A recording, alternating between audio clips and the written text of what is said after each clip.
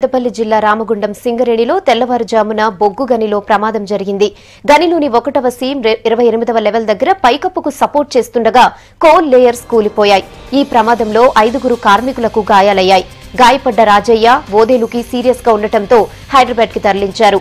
వెంకటస్వామి, తిప్పరిస్వామి, శంకరయ్యకు గాయాలు కావడంతో సింగరేణి దవాఖానలో చికిత్స పొందుతున్నారు. సింగరేణి కార్మికుల ప్రాణాలతోటి చెలగాడమాడుతుంది సింగరేణి యాజమాన్యం. నిర్మాణాత్మక కమిటీలో కూడా చర్చించి కార్మికులకు ప్రమాదం జరగకుండా చూడవలసిన బాధ్యత సెపరేట్ వింగ్ రక్షణ టీం ఉంటుంది.